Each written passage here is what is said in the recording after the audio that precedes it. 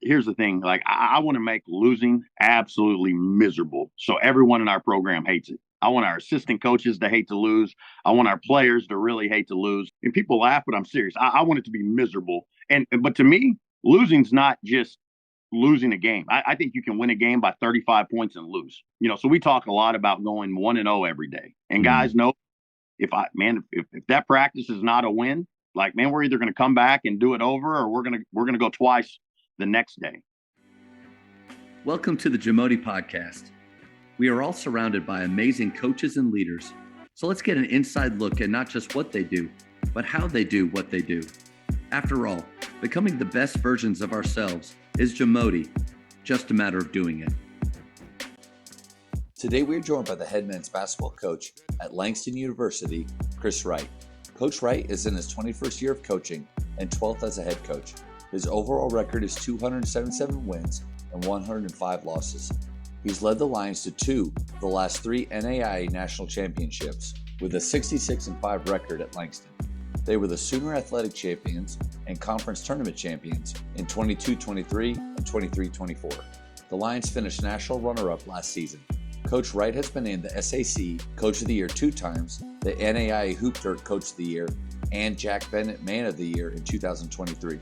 Before we hear from Coach, take a moment to subscribe to our podcast and follow us on social media at Jamodi Podcast. Coach, what's going on, man? What's up, Coach? Hey, how are you doing? I'm good. Good. How about you? Hey, man, hanging in there. Thanks. Yeah. Well, thanks so much for coming on. This is an honor for me. Congrats on just an incredible season again. Hey, I appreciate it, man. No, I love man, listening to your work, and man, I think you do a great job. Wow. Thank you for that. I never know who's listening or not. So to hear somebody like you that's an honor. Oh, hey, thank you, man. What now, Coach? What city do you live in, man? I'm at Grapevine. That's Yeah, what I well, thought. live in Hearst, but coach at Yeah, Grapevine Faith. yeah, Yep. yeah, man. So, man, back in the day when I was in high school, Faith had just opened. So, man, I Where were went you to at? Harvest Christian Academy. Oh, okay. Yeah. Yeah. Up Yeah, in, is that Keller area? like Watauga. Yeah, Watauga? Yeah. yeah. That's crazy, man. Nice. Yeah. It must have been pretty small back then. Like It was. It was. 1A, 2A, or. Yeah, it was. Man, it was so 3A. Okay. Yep. Man, how many students do you guys have total now? We're usually around 340 or so. So Okay. we're a 5A Okay. taps, and yeah, we want to stay there. We don't want to get up to that 6A world. We like 5A. Well, that's cool. I had no idea that you started from that level, and then from there got into coaching, and man, you just had an incredible run the last couple years. Yeah, thank you. Yeah, God's blessed us, man. I hope it's tough, man, losing 2 national championships in 3 years, but man, hopefully we can get back there. That's an interesting point because many would say like just getting there, like just, man, if I could just get to that game, like that would be quite an accomplishment. But then the feeling of you get there once, but then you get there again. Right. I hate to say that getting to the championship isn't enough, right? But there is that feeling of, man, now we gotta finish it. Yeah, for sure. No doubt, man. It's but hey, it's crazy, right? Like the first time we went, you're like, okay, man, and because it's obviously it's so hard to get there. You're like, man, may never get back, and then I think for us to be able to kind of do it again, like, and hey, and obviously there's a great chance you never go back, but I would like to think, man, just that we'll have a chance sometime down the road. How do you keep your players from thinking that, yeah, this is just something that we do every year, something like it, like almost like it's easy to get to? How do you keep them hungry? And especially maybe if it's more of like a new crop of players too. I think the good thing for us is just that, like we have so many like 1 and 2 year guys. Yeah. So, at our level, just kind of, when we're very transfer heavy. And so, a lot of the guys, like this year, shoot, we'll lose 7 of our top 9, so it's, we'll literally get to try it with a completely new group, basically. Yeah. Yeah. Well, I mean, UConn basically did that, right? Yeah, This year, they had a couple guys from last year's team, but had a large part of that group. So in this world where you are going to be reloading every year. I mean, we're kind of launching right into it. Like, I guess culture is a pretty big thing, and you're not really relying on the past players or maybe those 3 or 4 year veterans to be culture bearers, like, or to carry the torch of that. It's almost like you have to do it every year. right. No, for sure, for sure. That I think that is the challenge. Like last year we had, gosh, I think about 5 guys that were in our rotation that played a lot, and so I felt like the process of kind of our new guys Yeah. understanding what we were about and who we are was so much easier. So yeah, you're right. I think that is kind of the challenge of it for sure. So standards and pillars, I think everybody has them, but like we talked about earlier with how teams are reloading and having, like you said, you're going to lose 7. Like that's a lot of turnover from year to year, but it's becoming the norm. How do your standards and pillars kind of maintain or carry over from year to year? So, I guess about 4 years ago, when I was at Talladega College, right? Like, really thinking about what those things are. And so we came up with kind of basically a paragraph about, right, who we are. So here we call it, right, the Langston way. So for us, we demand discipline, toughness, and passion. We're consistent, speak truth, and always put the team before ourselves. Hmm. Accountable for our actions and make no excuses. And excellence is our standard. And so I think for us, um, like we talk about, right, being disciplined. And, I think that's a big reason that we've had the success we have. If you watch us on the defensive end of the floor, every single time, we have guys, right, chopping their feet and closing out an arm's length away and having active hands. And and obviously I think discipline is something that goes far beyond just the basketball floor. Yeah. If you're a disciplined basketball team, I think that's something that I mean it's in everything that you do, right? We talk about like having toughness and passion. I think that our saying is the toughest team always wins. And I believe that. And we were 35-2 this year, and the 35 games we were the tougher team, we won. The 2 that we weren't, we lost. And so and for us, while there is a physical element to toughness, Yeah. I think so much toughness is right, it's mental. And you look at like what Nick Saban says toughness is, right? He says like, what does it take to break you, right? And so like that's just our toughness. I think is a trademark, of our program. Let And me then let me go a little. I want to go a little bit deeper into toughness because I mean it's one of our 4 pillars here, and sometimes I feel like humility. I think a lot of our players, maybe because of maybe their faith background, maybe the way they were raised, like there's already a current of humility rolling through. So like that's something maybe guys already are, but toughness, I think, is something that we're aspiring to be. So like not your culture can sometimes not just be the things we already are, but the things that a place we want to get to. And I've asked people before with toughness, how do you get it? Because like we want tough players. We want to coach them tough. We want to be our program known for tough. Jay Billis wrote a whole book on toughness. So like how do you get there? I really do. I think especially in today's like society, just in general, I think toughness is a skill, Mm. right? And I think it's something that you can develop. Um, like anything else, I think it's something that you have to be very intentional with.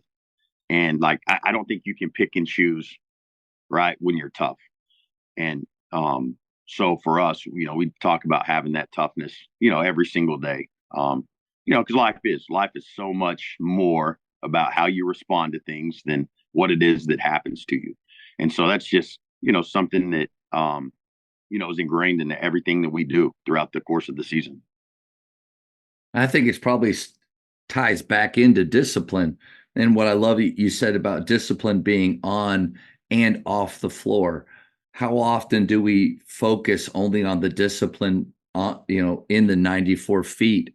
But I guess my question to you is, can you be disciplined on the floor and not off? Or, or really is it, you're probably not that disciplined on the floor either? I think that's a great question. Yeah, I think if you're disciplined on the floor, but not off of it, I think it's going to show up It's going to on the bleed over, right? Yeah. in Yeah. biggest right when you need discipline the most. And so, for us, it's kind of crazy. But we expect our guys to be here, in the building 20 minutes before practice, right? Like, so if they're not in the building 20 minutes before practice, they're getting locked out. And I mean, they're not practicing for the day, and there's going to be severe consequences. I look about like all the team meetings, all the film sessions, like everything we had this year. I think early in the year we had guys like kind of late twice and literally never again after that. Right. And so, I think that, like it definitely, I think you're either disciplined or you're not. And I love that because you could say maybe that's a rule, right? Like, and I think the less rules you have, the better. But the rules that you do have, they better cover a broad, range of things. And I think that rule of 20 minutes early, that probably sidesteps so many landmines. Because what's the issue with a lot of players is when practice begins, they're either physically or mentally not ready. When the meeting begins, they're not mentally checked in. Well, part of that is them having the time to get set up. So that rule of being there, I mean, I would imagine as a coach, once maybe they missed it a couple times and they get locked out, and like you said, they never do it again. But once that becomes just the norm, I would imagine that things run pretty smoothly because of that standard. Yeah, for sure. I think so. Like we talk a lot about, right? Like the most average people in the world are expected to be on time, right? If something's at 8 o'clock, they're expected to be at 8 o'clock. Well, you're right. We're not trying to be average. Like I don't want anything to do with average. Right? Like that's the thought of that is disgusting to me, Yeah. right? And like if we want to try to be elite, like I think we have to do elite things. And while it's something again that doesn't directly pertain to basketball, I think that stuff matters. I love that idea too of average, and you're right on the money. I mean, when my principal says we have a staff meeting at 7:15, most of us show up 2 minutes before it starts. and and if I'm being honest, I think I was right at 7:15 the other day. But there is this idea of, what does being there early, what does that show? What message are you sending? What message are you sending just showing up right before? I love the idea of taking, those rules or standards, but making it way beyond basketball, connecting it to something later on in their life. Yeah, and I do. I think right if you really care about people as a coach, like that's your job to hold them accountable. And it's right going through the process. It's not a lot of fun. Um, you know, but I think again, obviously we're trying to win basketball games, but more than anything, right? Like I know our job is right as a college coach is to build better men, right, and prepare them for life, Yeah. after basketball. And you use the game to do that, which is a great tool for it. What are some other things that a lot of people or programs maybe do that's average that you feel like you guys are special above average at? Because and before you answer that, I think that's a good question for all of us to ask. What do we do within our daily routines as a program that's average that everybody does, and highlight those things and maybe look for ways to enhance them? Yeah, no doubt. So a little thing that we do that I think again is, I think it's worth 6 to 8 points every game. We talk about this, right? Is our bench energy. Hmm. Like I think anybody that watches us play would say, like, our bench is absolutely electric, right? And obviously, I don't think that's by chance. Like so early in the year when we, even like guys' body language when they're out in practice. Like, man, we expect you to be into practice. We got to hear you. We expect you to be encouraging. Because how many practices do you go to where the guys that aren't in the drill are just standing over there, just That's right, just average. Yeah. yeah, having a good time. Yeah. I mean, we watch film of our bench early in the year, and guys know if they're not bringing energy, regardless of how many minutes they're playing on the bench, that hey, man, one, you're not going to play, and two, you're probably not going to be with us very long.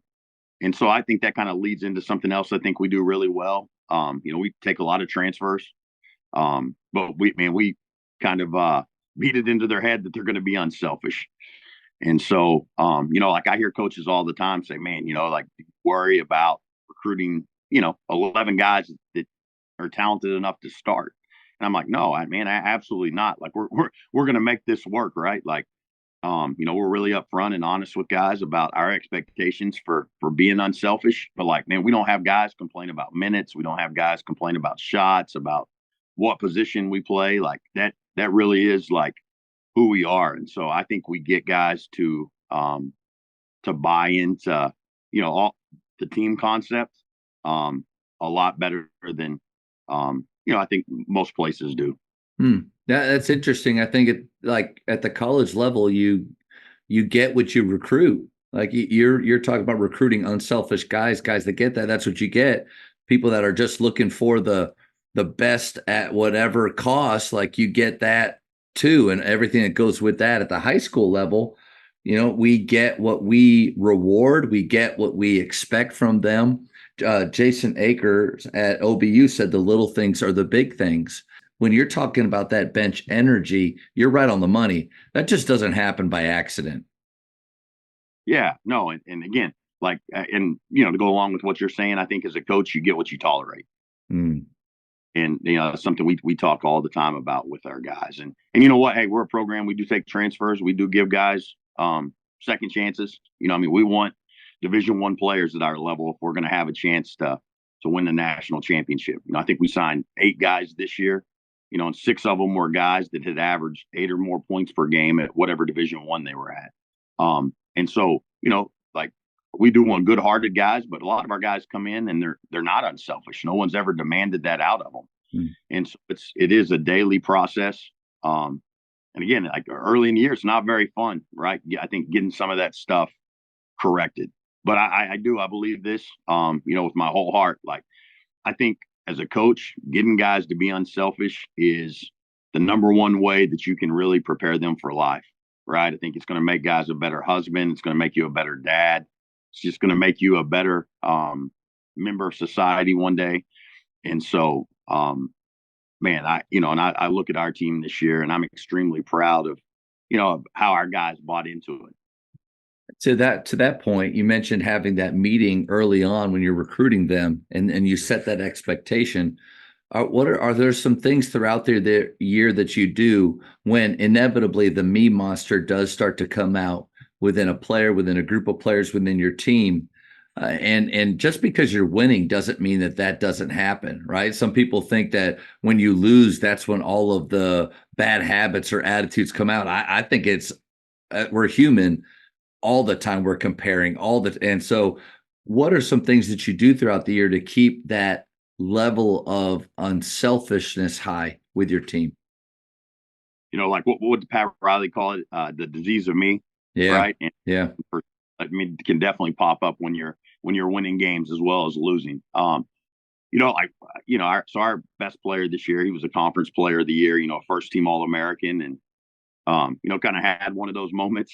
We pulled him out of the game early in the second half, and he kind of snapped back, and we sent him to the locker room for the rest of the game. In a close conference.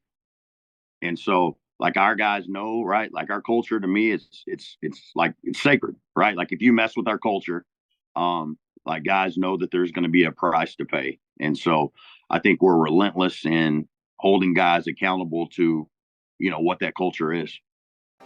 What's up, Coach? Are you looking for a way to elevate your off-season skill development? Well, look no further. With the Bology app, you can build a workout with our library or create your own content. Send that workout to your players, and then your players complete the workout by recording their session on their phones. You can monitor and encourage competition with our leaderboards for every workout.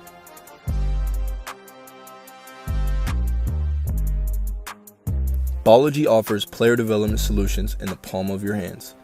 Get your team started today by going to Bology.com for more info.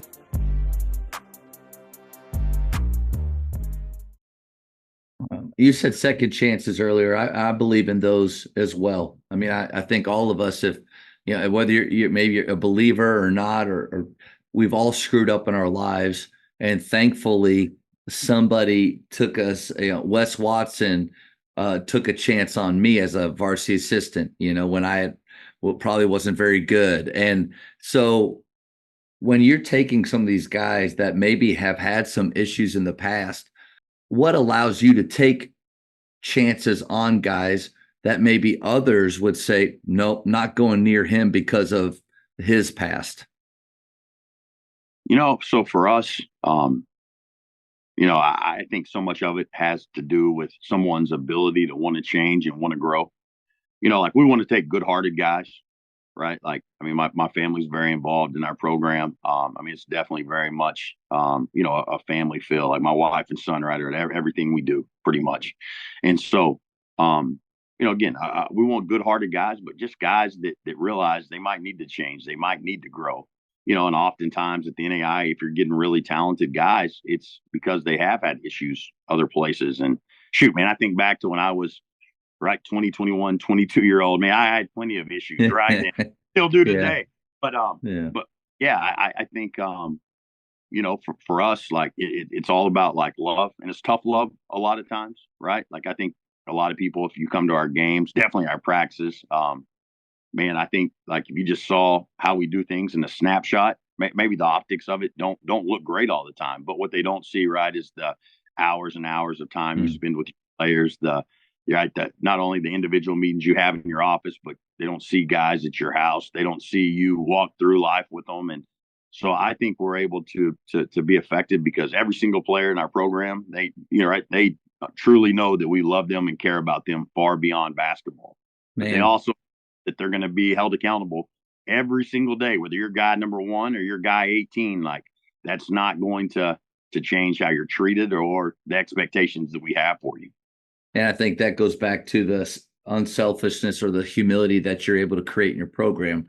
That level of accountability, I feel like that's the only way that it can come, because if you treat others like they're special, then the ones that aren't feeling that or aren't getting that attention, how in the world do they continue to have humility or to be unselfish?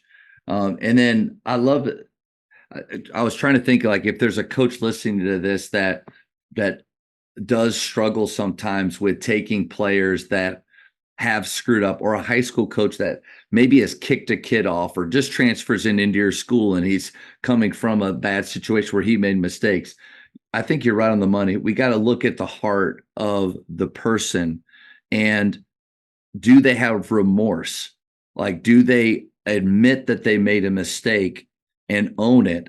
If they're in that place, then no doubt that second chance can happen. I would imagine though, if they come and they're doing the blame game and it was always someone else's fault, never theirs, maybe that's a red flag to where, okay, that's that second chance we want to give this kid. I don't know if he's ready for it yet.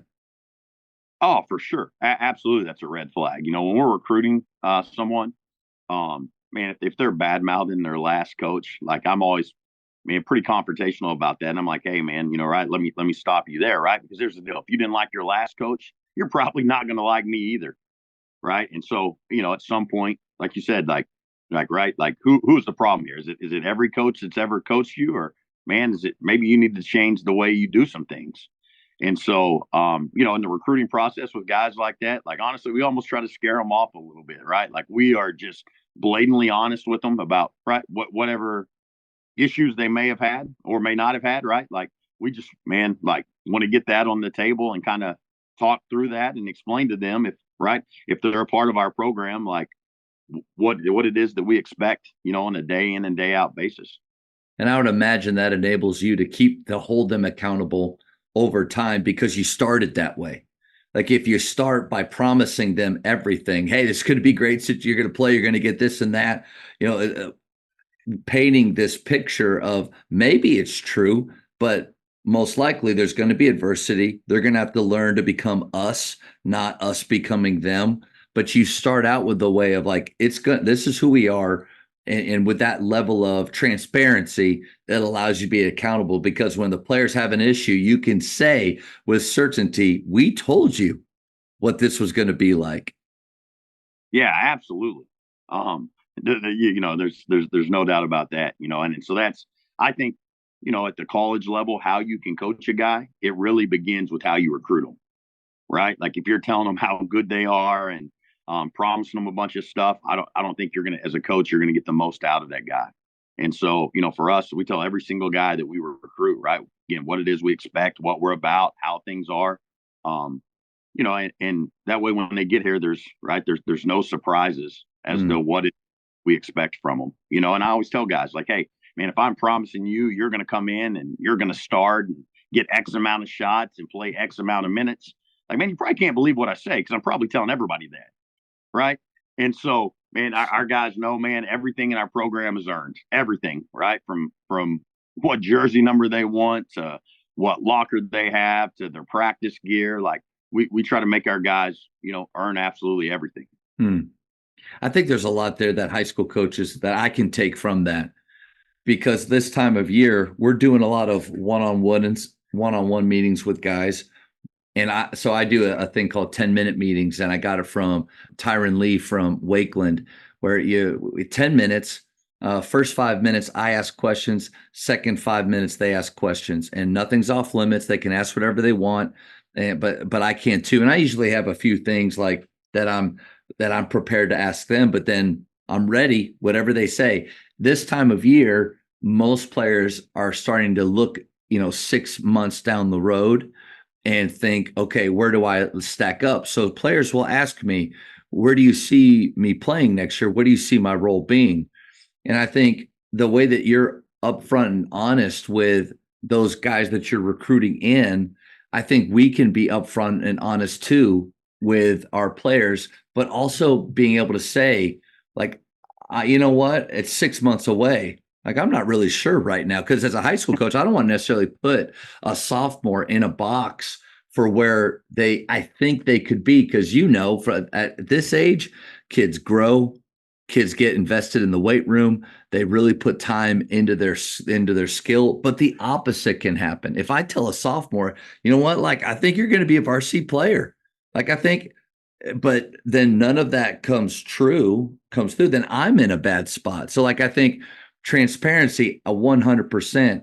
But when we're having these meetings, like, for me, it's the ability to say, like, you're going to have to really work for everything, obviously. And I'm not sure a year from now or 6 months from now where you're going to be. But I just think, like you said, coming at it from an angle of, like, I'm not going to tell you just what you want to hear, but this is what you can be doing now, especially in high school, what you could be doing now. I think that's helpful. Yeah, no. And like, I think, you make a great point there when you talk about not telling guys, right, just what they want to hear. Like, so for us, like, good or bad, like, like, man, we were very truthful with our guys, like, probably like too truthful at times, right, to where it can wound some guys. But like, hey, I tell them that in the recruiting process. I'm like, man, when we recruit guys, everybody wants a coach that's going to be honest with them. Well, when you get here and a coach is honest with you about what you're not doing, well, it's not very fun, right? Coach, let's be honest. They say that. I don't think they really want, but just in general, people don't really tell me the truth. Do you really want the truth? No doubt. But man, I think, like, like with that, and I tell guys, right, like, guys, I have no agendas. Like, my agendas are very simple, right? One, man, it's to help you, right? It's to help you achieve, right, what goals, what dreams you have. It's to help you get your degree. It's to help you just be a better person. And then secondly, we want to win, right? Yeah. We want to win at a high level. That's it. There's no favorites. There's no, I don't care who starts. I don't care who plays. We're going to put the best guys out there that we feel give us the chance to win at an elite level. And so, again, I think just being transparent and that always being on the table, I think really, really helps us. And, I think you can really develop an unselfish team that way. And I would imagine you telling them the truth now, especially like after a season, it's really necessary, like maybe more than ever before, not just for their development within your program, but for their ability to figure out, like, is this where I need to be? Like, as a coach, do you want that spot for somebody else, or do you feel like they're a person that can fight to get more playing time? I can't imagine what it's like having, because I had that meeting with Doug Ash back in the day. After my freshman year, Coach Ash brought me in and he said, Matt, we're going to bring in a lot of players in your spot this spring and summer. We're recruiting them. And he said, but don't worry, like, you have a leg up on them. You have a year of experience, you this. And that really made me encouraged. And then John Lucas came in the door, and on his recruiting visit, I remember thinking, that dude is faster, better handle, can shoot better than me. He's just better. And if he comes, I'm playing behind him. Like, there's just a truth there. But it wasn't the same as portal, the ability to just jump and do something else that easy. I can't imagine what it's like for you now in these kind of spring, summer meetings. Important, to be honest, but there may be a cost there.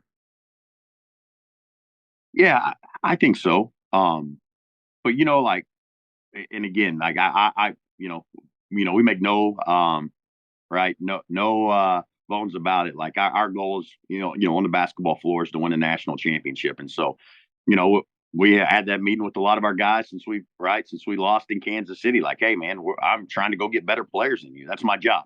Right. Like, and so your job as a player is to make yourself as irreplaceable as you can. And so much of that has nothing to do with what you're doing on the basketball floor. Mm-hmm. It's everything else that we're about. How often do you see maybe these culture guys that acknowledge the fact that you're trying to go out and get another John Lucas, like you're trying to get somebody better, but they still stick around because they want to be a part of the program. They want to continue with the culture. They believe in what you're doing. Do you see guys like that now, or are those guys rare? No, absolutely. And so for us, we had a guy that we brought in and redshirted last year, right? It was our first year at Langston, right? So when we got here, they had won one game in 2 years. And, in our first year, we were really blessed, and we went 31-3. So literally, right, the biggest turnaround in the history of college basketball. So we bring in a guy, and he was at an NAIA, and man, could really shoot it. But man, I was really kind of disenchanted with his work ethic, and he felt like it was Club Langston, right? I thought, he was getting a lot more out of us than we were getting out of him. And so last year at the national tournament, we're sitting at dinner, and I'm like, hey man, like, I just want you to know you're on about a 2-week tryout when we get back. Like, if you're not going to change, man, you're not going to be with us. Like, I don't see you playing. I don't think you're good enough. Wow. And, I would have been great if at that point he would have quit. Like, honestly, it's kind of what I was trying to do, but he was like, no, coach, I want to be here. I said, okay, well, man, you're not going to have a scholarship. Like, you're going to have to earn it back. Like, and so he sticks around all summer on his own. Takes out loans for summer school. And I'm like, there's no way this guy's going to play for us. There's no way. Right. I would have bet my life on it, man. And I dead right. Right. So yeah, he ended up being a huge part, of our team this year. I mean, he's probably started about a third of our games, but man, we were a lot better when he was on the floor, and he was the best for us, in the national tournament when it really counted. Wow. That's a testament, to the character that he has, but really cool to see him stick with it when I think so many people in society would have just folded it up and quit then.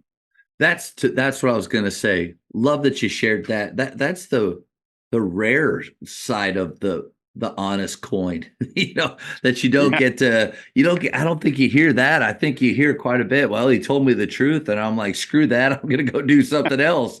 To hear something like that. Like, I've been thinking this for a while now. Because I've had, one player came out of Faith, Josh Davis, went to Citadel as a walk-on, and, that's military. So there's a whole other part of that that's tough. But, navigating as a walk-on and then being in practice, feeling like he could compete. And then as a sophomore now getting some time. Well, it's this idea of like, do I stay and continue to fight, or do I go and try to find something else? And there's no right or wrong answer. Maybe there's like degrees of what would be better, right, for him. Yeah. But my thought though is like loyalty. If you say toughness is a skill, I don't know, maybe loyalty is now as well. Like, and you build loyalty with your culture.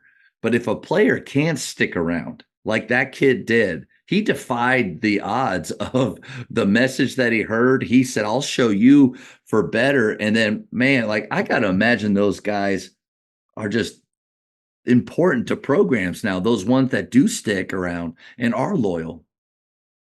Yeah, no doubt. And like I think look at our programs, and one of my assistant coaches, a guy John Warren. So he played for us at Central Baptist the 1 year I was there, and man, I leave to take a different job. And my assistant coach, Clint Gallion at the time, she actually, I know you had him on this year. Nice, yeah. Clint's one of my best friends, but I wanted him to have a good team, and so I was like, man, there's one guy that I was going to take with us, and everyone else, we were going to have stay. And, man, he came into my office and was like, he was like, Coach, man, he's like, I just, kind of never been in a program like this, and he's like, it's the first time in my career, man. I love it. Like, he was like, man, I got to go with you. Wow. And so, and then you look at him, and he played for us for 3 years, and then now he's been coaching with me for 4 years. But yeah, like when you have that type of loyalty, I think within your program where guys really believe in, right? I think believe in you as a leader more than anything else. I think you can do some special things on the court. I'm so glad you brought up the turnaround that you had there, because it is incredible. I've thought for a long time that, going from my junior year, we won, I think, 15 games, but we were about to be really good, lose our entire program. Coach Drew comes in. We only have 6 scholarship players, and we won 8 games. We were 8-21, but that was like a huge success, like huge turnaround. Coach, I've never heard of 1 win to 31.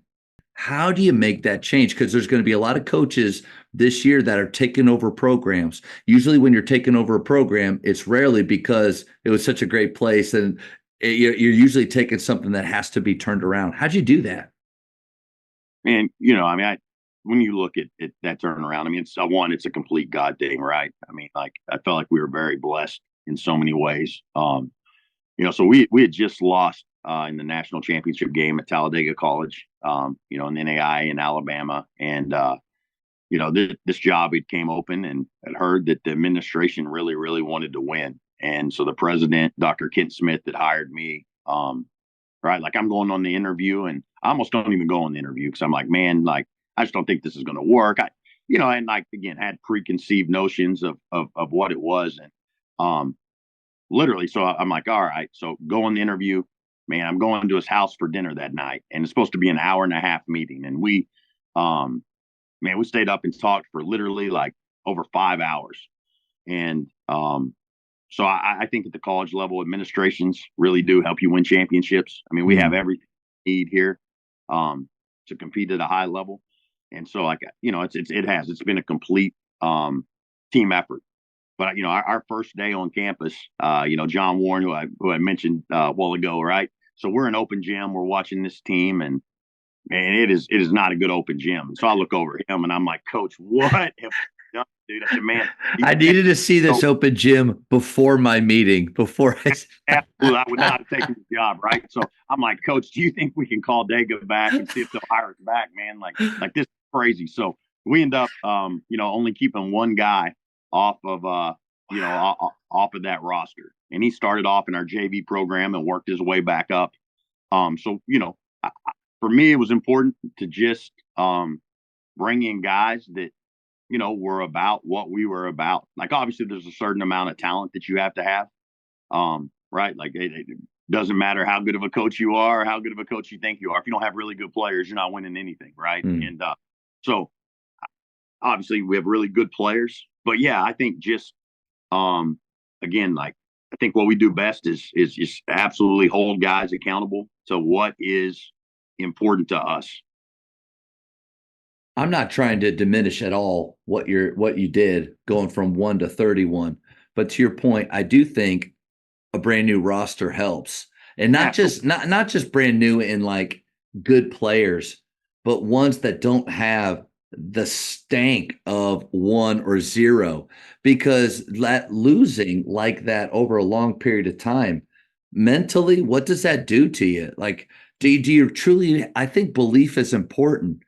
You're gonna lose some games, but the belief that we can win every game, like you got to have that, and that goes back to obviously culture, your standards or pillars, but retooling like that. Any advice to coaches that maybe at the high school level they can't let everybody go? They can't. They inherit this group and they're at an open gym coach and they're like, "What have I done?"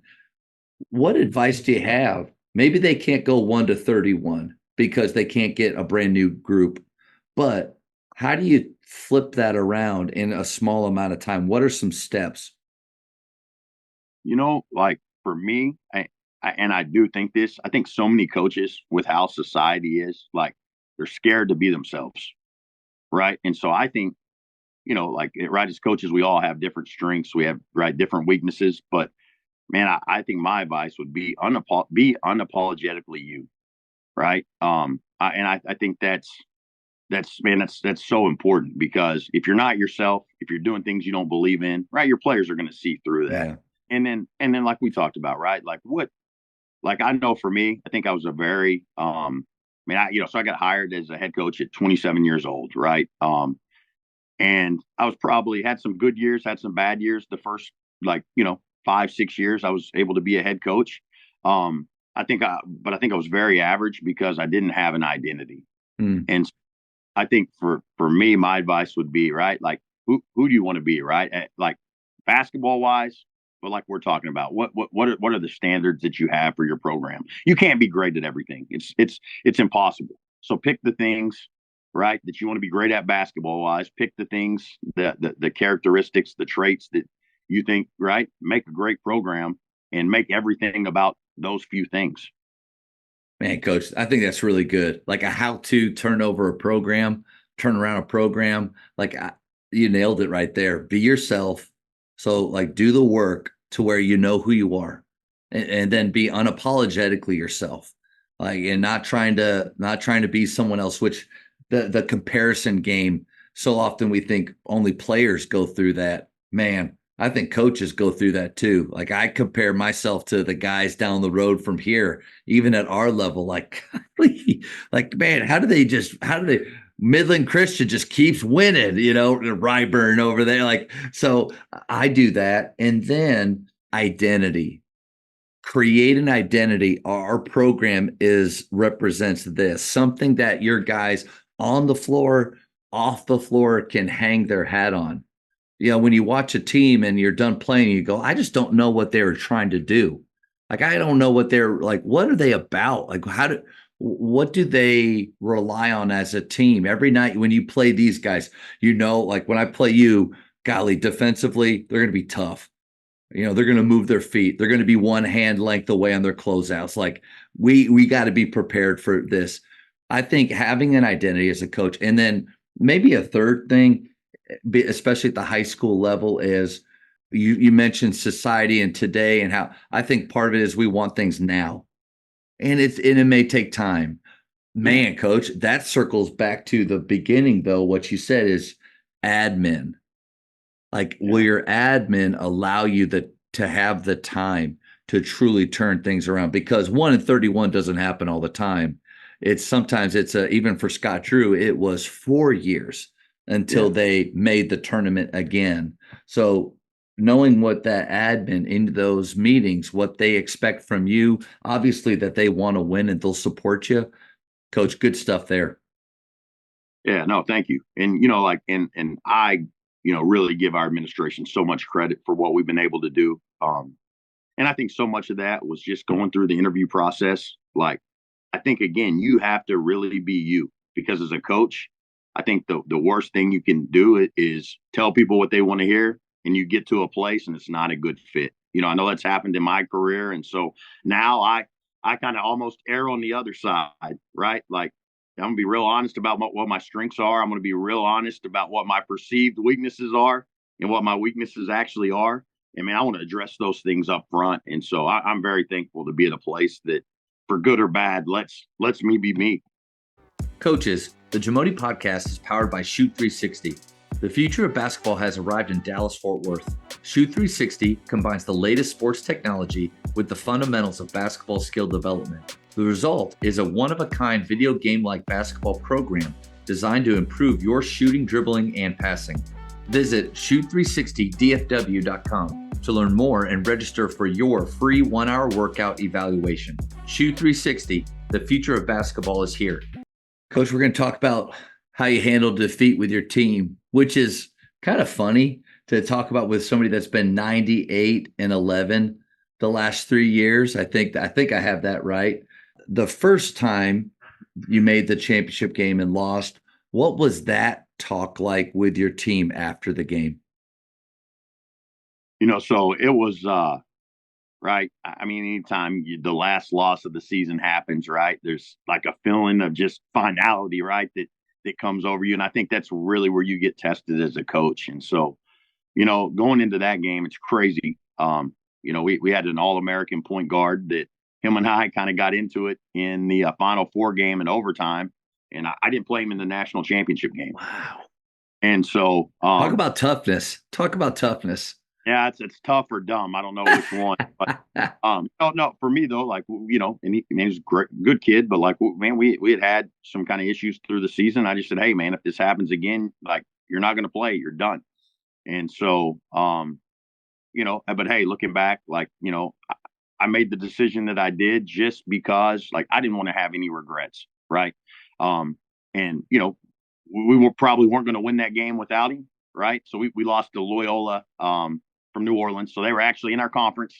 So we lost 6 games that year. 4 of them were to them, and I think 3 of those games we were up at halftime, and, but they were just better than us. Yeah. But, it was obviously tough to get that far and to kind of walk away with what you feel like at the time is nothing. It's a hard, feeling to kind of stomach. But then you get there again the next year. And just getting there, to me, is an amazing accomplishment. Most coaches, I mean, I've been doing this 16 years. I've never made it to a championship game in TAPS or in UIL or anything. So a lot of us don't know what it's like to be there. If you don't mind kind of taking us into that locker room a little bit. Yeah. So our last year at Talladega, like I said, we lost to Loyola. And then last year at Langston, we lost in the Sweet 16. And so 2 times in 3 years. Oh, okay. So made it, took a year, made it again. But, I think more than anything, right? Like, I think it's just very validating, right? Like, like as a young coach, I just thought, man, right? Like you said, like, man, if we could just, right, if we could ever win a national championship, make it to a national championship game, right? Like that's what we want. And then you get there and you're close and you lose, but you know how hard it is, right? Like you said, there's so many Hall of Fame coaches, so many coaches that are a lot better than me that right, never sniff a national championship game. And so after the first time, I really struggled because I was like, man, the odds are that we'll never be back, right? Like it's hard. And I think so for us getting back there this year, I think it really validates, like, in my mind, like what we do and I think how we do things, it works. At the NAI level, it translates to success. And, obviously, man, I'm hungry. I want to continue to work and get better. I know I have a lot of areas that I can continue to improve on. But, I do. I know we'll be back at some point, right? It might not be next year or the year after, but, I believe in the way we do things. I think, it lends itself to winning at a really high level. So, hope we get that chance again. Yeah. And kind of forgetting about just those final games, after a win or a loss, and at any point throughout the season, what's your approach with your guys directly after or even going into the next day? So winning to me, right? Like, here's the thing. Like, I want to make losing absolutely miserable. So everyone in our program hates it. I want our assistant coaches to hate to lose. I want our players to really hate to lose. Like, I like, and people laugh, but I'm serious. I want it to be miserable. But to me, losing's not just losing a game. I think you can win a game by 35 points and lose. So we talk a lot about going 1-0 every day. And guys know if that practice is not a win, like, man, we're either going to come back and do it over, or we're going to go twice the next day. And so, yeah, like I think some of the maddest I got at our team this year was after, 25 or 30-point wins where I thought we had an 8 or 10 minute stretch where we just Yeah. didn't do what we should have done. And so, like, I don't think the scoreboard, just my opinion, right? Like, I don't think the scoreboard is always reflective of if you won that day or not. Like, man, are we getting better? Are we putting ourselves to be the best team that we can be in March? Forget what the scoreboard says, right? Like, I think if you have talent and you know who you are, then the scoreboard's going to take care of itself at the end of the day. But Yeah. I think it's about that daily pursuit of excellence. Are we getting better? I love the 1-0 mentality. And you're right. The scoreboard can lie. The scoreboard, if we lose a game, we can still be getting better, moving towards our goal. But to your point, the opposite's true. We can lose a game or win a game, but be moving farther away from where we want to be.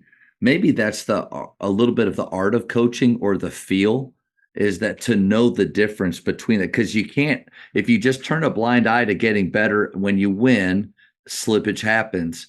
But then on the flip side, if you lose, but you're doing positive things, you can't be blind to that as well. So as a coach, how do you gain that feel to know when we won, but it's not actually where we want to be? We lost, but we're right where we want to be. How do you get that? I mean, I think that's right. Like, kind of where, like you said, like talking about feel, right? Like, I feel like leadership is almost right. It's an art. It looks different for different people. It Yeah. sounds different for people. Like, I think it's really knowing, right? Like your personnel, like who they are as people, right? And figuring out how is it that you can, get the best out of them. Yeah, I think you're right on the money. Know your team. Yeah. Like, if you don't know your team, and I don't like to think of what their ceiling is, but I think what all of us can finish seasons with a success, feeling like it was a success. And the way we do that is if we exceeded the potential, if we maxed out, or what Bonowitz says is gas out. Like, if our team gasses out at the very end of this season, then that's a win, no matter what that final game looked like. But I think it's right. Maybe time is what helps coaches feel, but ultimately, yeah, knowing your players, that's huge. Yeah, for sure. And like when you talk about, right, like maxing out a group, and this is something that we talked to our team about all year, was, man, when this is done, like let's have no regrets, right? Yeah. And there's some things I know throughout the season. Obviously, I messed up, and like from a basketball standpoint, or from how I dealt with a certain guy. Like, man, there's definitely some things that I would go back and change. But I told this to our guys, and I really feel this. Like, I could not have cared anymore. I couldn't have worked any harder. There was like, man, there was nothing more that I could have done from an effort standpoint, right, to put us in the best situation to be successful. And so, man, like, Luke, again, you talk about it, losing a national championship game. It's just devastating, man. It's hard, but like, I know there's nothing more that I could have invested in our team this year to make the outcome any different. That's awesome. Like, coach, right there. Like, that's the feeling I want to have every year. And my challenge to myself, but to any coach, is I think we can do that. Like, you can have a losing season, but still feel the same way that you felt. We lost our second round playoff game this year at home by 3. Man, we gassed out. I loved every second with this group. They gave me their very, very best. I don't think I could have given them any more. I think I love them fully. Like, that's a win. And so when you go to TABC and you ask coaches, how was your year? How cool would it be if all of us answered like that? Man, I couldn't give them anything else. It was great, regardless of or independent of the record. Yeah, for sure. And, like, it's funny, like you talk about, like, right, when you go to TABC or you go to these events and you see people, it's amazing because, right, this summer we're out recruiting, right? Every coach in America is going to be talking about how talented they are, right? But then, right, the guys that don't have good seasons, they're going to be talking about how soft they were. And so like just didn't have the shooters. Just didn't have the shooters. Yeah. So I think, again, I think that right there, like just if you listen to coaches talk, like to me, it tells you what's important enough. Right on the money. You can tell within a few seconds of I don't know. I hate to say like what kind of coach they are. It's because that's arrogant to say I know what kind of coach they are based on a statement, but maybe about culture, maybe For sure. about extreme ownership. Like what's his name? Jocko talks about whatever happens in our program, good or bad, man, it's my fault. Like it's my fault. And so after the season, this wasn't one of our strongest shooting teams as far as faith. Like we still shot a ton, but we don't typically care about percentage very much. But it was a low shooting year, man. Ultimately, that's my fault. Like didn't spend enough time focusing on not just their shot prep, but maybe what misses meant to them. But my point is like I think when we talk to other coaches, if the goal for all of us needs to be what you said and not being fake about it, but truly feeling that. Yeah. And because I think, coaching's hard, man. As obviously as everyone out here watching, right? Like it doesn't matter what level, like, right? Coaching is hard. If coaching was easy, there'd be no reason for this talk, right? Like no reason to learn, no reason to stretch, nothing gnawing at us that like, golly, how do I get better for my team? Sorry, go ahead. No, I absolutely right. And I think that's the beauty of coaching. It doesn't matter what level you're at, like, what your track record is, you can always improve and you can always get better. I know that I have, I think I've been coaching college basketball 21 years now, but wow, I ought to learn. And that growth mindset, that's really impressive. Like I hope I never want to lose that. And to hear somebody like that has been doing it at such a high level for so long and that you still are trying to improve and get better, like to me, that's inspiring. Like the moment that I feel like I got it figured out, be careful. Like slippage is about to happen. Yeah, I think, and I tell our guys this all the time. I think one of the greatest things about the game of basketball, it's very humble. I think the second that you think that you have it figured out, that you have all the answers, like, man, you're in for a rude awakening. And so I think that's one of the greatest life lessons too that guys can learn, through the sport. I don't wish a losing season on anybody, but it is, especially for a younger coach, possibly one of the best things that can happen to you when you look back over your career. In the moment, it sucks. So inherited a really good team here at Faith. And we took a style that me and Wes Watson were doing at McKinney High School with those athletes, and I brought it to 5A Taps, and we did the same thing. And they just ran with it. It had a lot of fun. And then I thought, Coach, you know what? It's me. It's the system. And I can do this with anybody. Doesn't matter the talent, doesn't matter. Losing season, second year here, no playoffs, humbling, like back to the drawing board. Chris Hill had a great point. He said, every year you have to start over as if it's not just brand new, but be careful of carrying over things from last season, because what happened then in that team might not work here. But if you think I'll just rinse and repeat, you can fall into that trap of thinking that it's me, it's system, and it's not these sets of players in this circumstance, and figuring out what works best for them, right? Man, that is very well said. Like so for us this year, again, so in year one here, right, we go 31-3, and then man, we have a lot of guys back, but and we signed some really talented guys. But our first 5 games of the season, we were 5-0, but we were terrible, right, in all 5 games. And so, man, I'm like extremely concerned. And you're thinking as a coach, man, this is the same way that we taught everything last year. It's the same way we did everything last year. But right, like to your point, what last year has nothing to do with this year, and it's figuring out a new group. It's figuring out right how to get your message across. And yeah, I think that's a challenge and kind of fun of coaching. No doubt, it's the fun, but then the balance of we still have our personality, our identity, maybe a way of playing that just rings true to us. We don't want to just abandon that every year, depending on. So figuring out what adjustments we can make to make the style that we love or identity work for this group of players. I think there's a little bit of maybe the art or magic in that too. Yeah, absolutely. Absolutely. And again, like we talked about identity, right? So it's not losing your identity or what it is that you believe in, but it's altering sometimes how you get that across and how you hold guys accountable. And so I think it is a delicate balance. You mentioned I want to backtrack a little bit. You said you get upset if the practice isn't a win, and I just wrote that down. In your opinion, like how do you define what makes a practice a win? I think having obviously everyone engaged in practice, like we talk a lot about, right, our attitude and our effort, right? Is our attitude perfect? Is our effort perfect?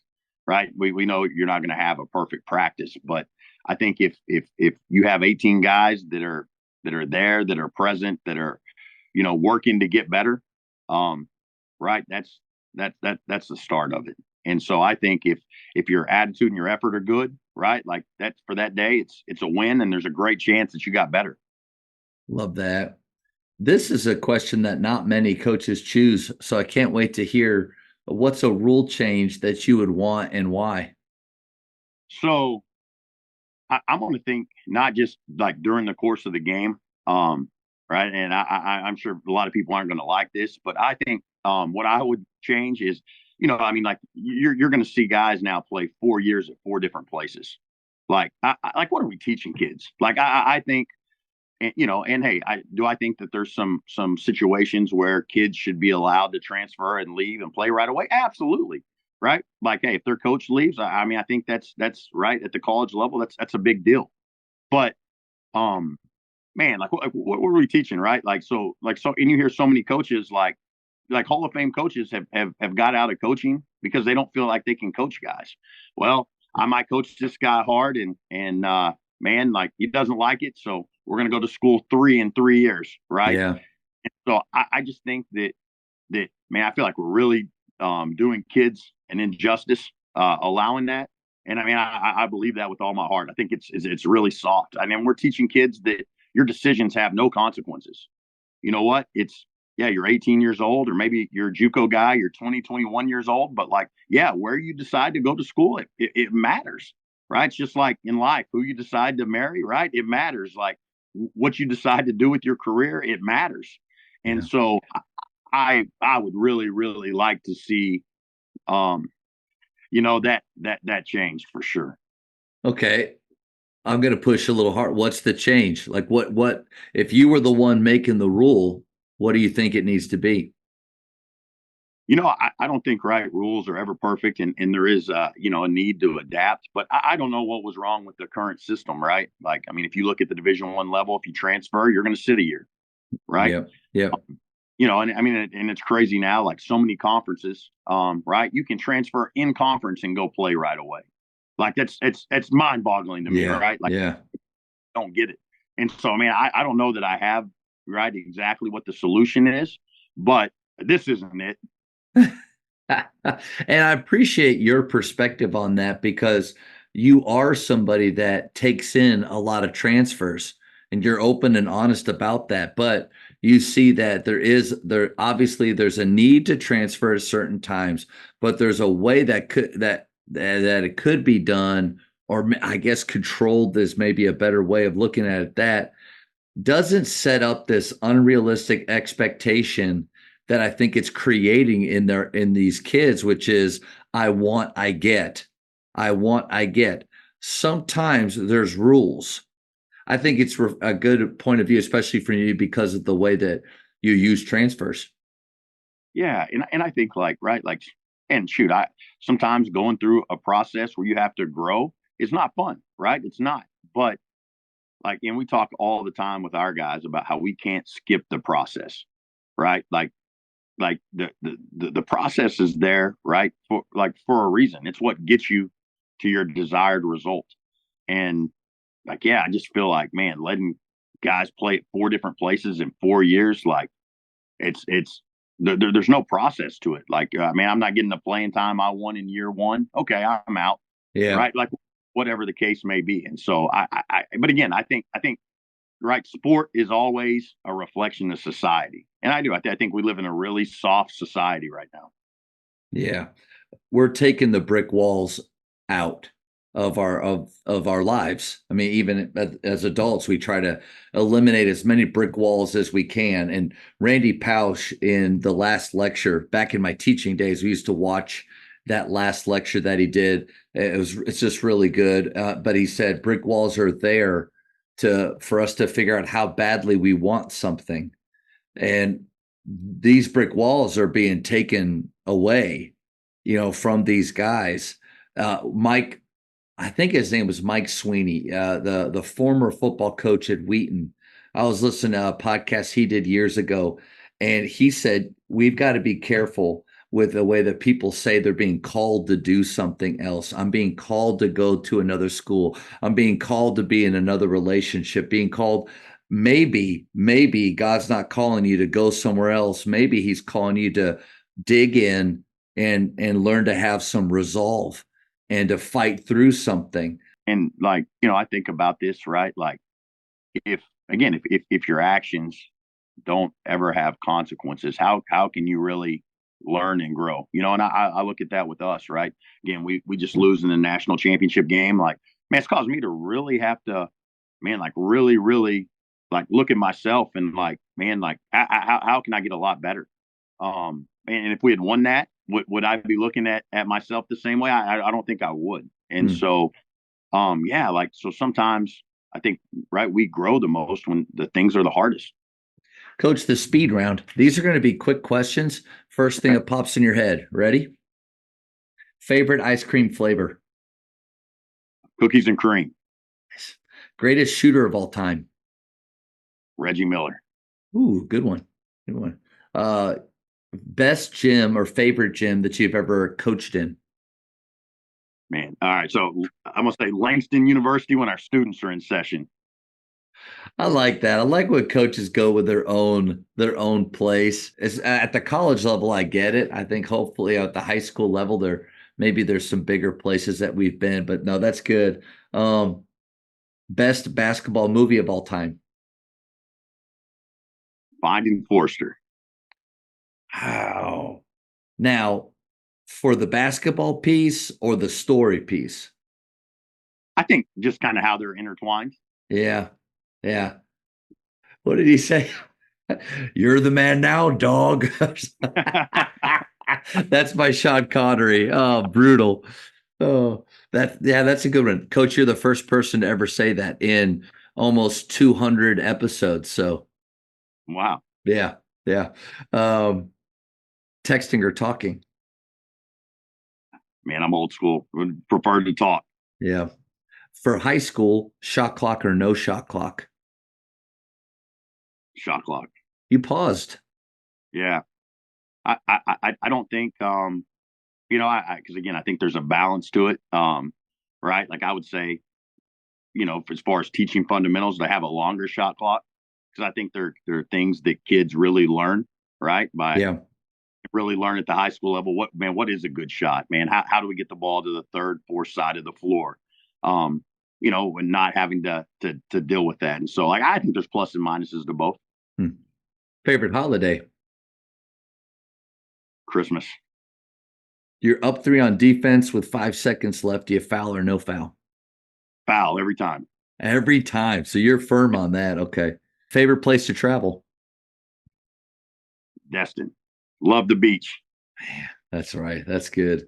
All right. Last one. In basketball, who's the GOAT? It's Mike. Not even close. Our guys try to argue LeBron, Mike all the time. And I wasn't even a Jordan fan, but he's the greatest of all time. I think if anybody doesn't think that, man, it makes me seriously wonder about him. No doubt. Watch The Last Dance and come back to me if you're thinking about somebody else. But then I think the question might be like greatest of all time versus favorite, or most likable, because like LeBron might be one of the most likable, or maybe even like greatest career of all time. It might be a little different, but yeah, great. Put him up against anybody. I don't know. Coach, man, this was really enjoyable. Love getting to learn more about you. When I read that about the turnaround that you've had there, like just had to have this talk with you, figure out how you do it. And thank you so much for letting us know more about your program, the standards that you have. This was awesome. Yeah, appreciate you having me. Love what you do, man. I think you do a really good job. Well, I'll edit that out. No, but no, I appreciate it. Thanks for you listening like that. I'm really honored by that. And if somebody would have a question, maybe they are a coach that's taken over a program, and that's been maybe down, and they have more questions or about some of the stuff we didn't get into, which is X's and O's, things like that. What's a great way to follow you or get in contact with you? Yeah, shoot. I mean, I always love talking basketball. Love learning. Man, hey, shoot. I'll just give everyone my cell phone number. So man, my cell number is 559-240-3982. So man, would love to connect with any coaches out there. Man, that's big time. Thanks, Coach. Yes, sir. Appreciate you. Thank you for checking out today's episode. Please take a moment to subscribe to this podcast, share it with your fellow coaches, and find us on social media for what's coming up next on the Jamodi Podcast. It's just a matter of doing it.